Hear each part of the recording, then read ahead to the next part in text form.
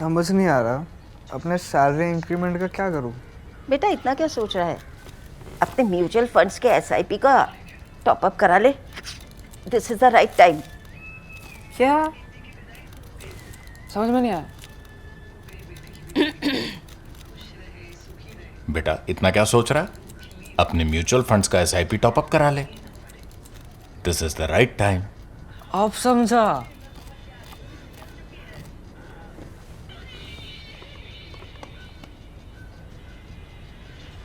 Mutual fund investments are subject to market risks. Read all scheme related documents carefully.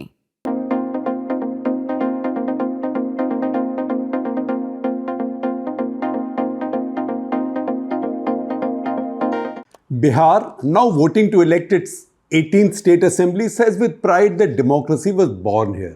That's why Prime Minister Narendra Modi says India is the mother of democracy.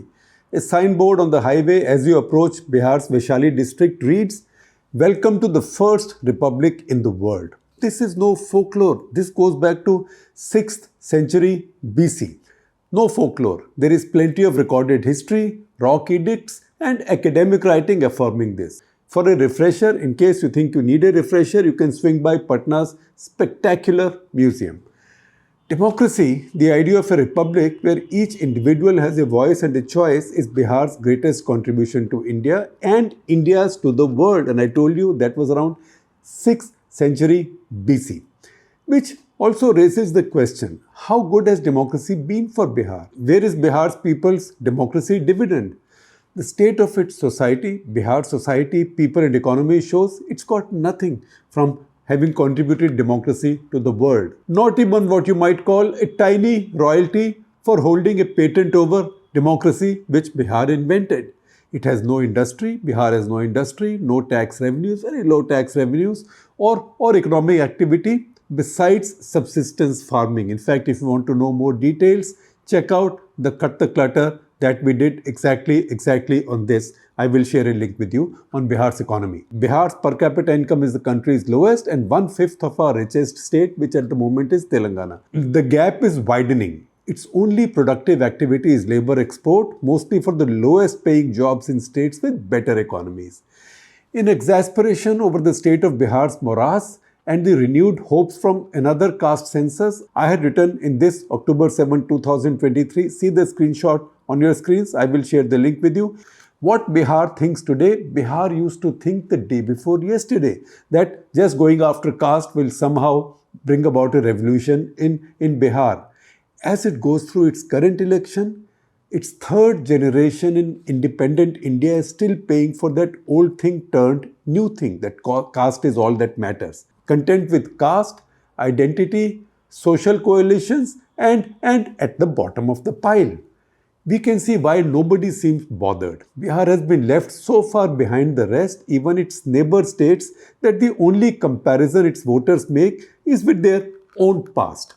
Am I doing better than my parents? Am I doing better than I did 10 years back or 15 years back? Or will my children do better than me? The answer mostly is yes in these cases. The realistic hope indeed is yes. I'm not questioning that. What I'm underlining is, and what I'm complaining about is the fact that sets the bar for aspiration frightfully low, that I'm better off than I was, because you were in a very bad way. Over the generations, Bihar's voters have lived by and fought for minimalistic expectations. Protection from feudal and upper caste oppression, that is social justice, 3 meals a day, roti kapda aur makan, and going ahead, basic law and order. Electricity and some connectivity, those have come now. So far, so good. This is tragic when this is all you dream of. In India of 2025, you should be dreaming of much more. That's why Narendra Modi and Nitish Kumar, both of whom used to deride giveaways, are now front-loading their political offering with just those, more giveaways. Of course, their rivals promise a government job to each of its 2.76 crore families, that is Tejashwi Yadav. It isn't a cruel joke. It is the serious reality of Bihar, even after 20 years under Nitish Kumar. Where is the ambition for a leap forward, to break out of the trap? And it is no tiny state on the peripheries, no tiny state in the northeast or a state on the peripheries. This is almost 14 crore people in the nation's heartland. or 1 in 10 Indians living in a sub-Saharan Africa quality of life. I've said sub-Saharan, twice sub.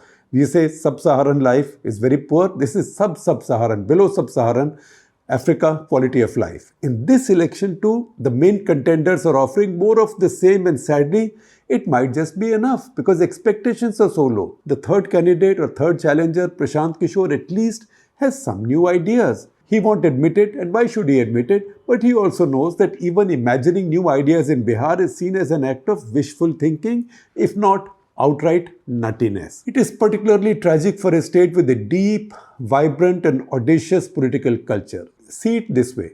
But for Bihar, there would have been no Gandhi, no Mahatma Gandhi. He returned to India from South Africa in 1915 and first caught the national and international imagination with the Satyagraha against forced indigo cultivation by British contractors in Champaran.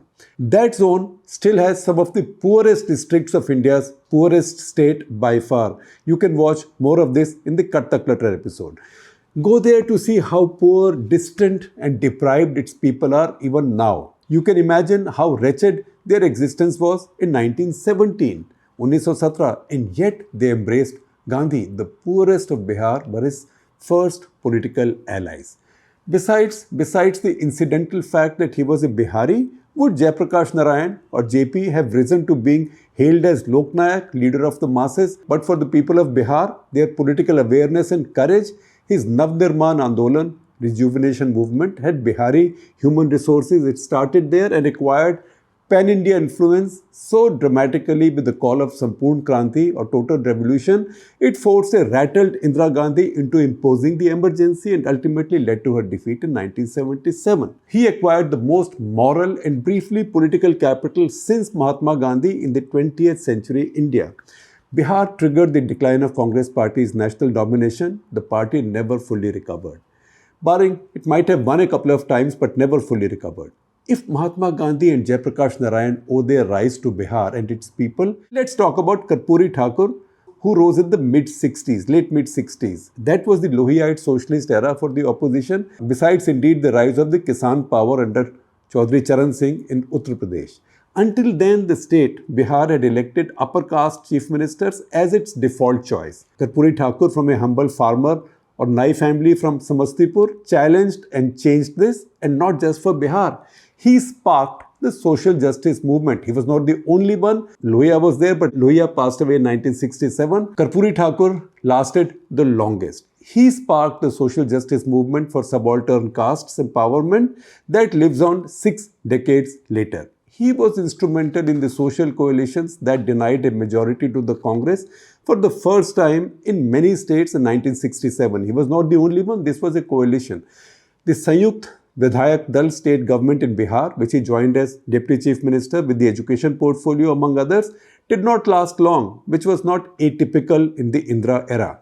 But he had founded a new politics, or he had helped found a new politics, which ultimately came to be known as Mandalite.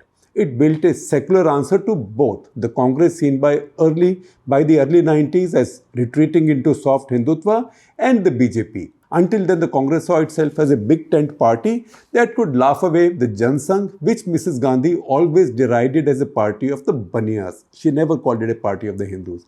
Karpuri Thakur and the people of Bihar now built India's first anti-Congress and ultimately also anti-BJP social coalition. It's a different matter that it split ultimately, each faction joining one of the two national coalitions.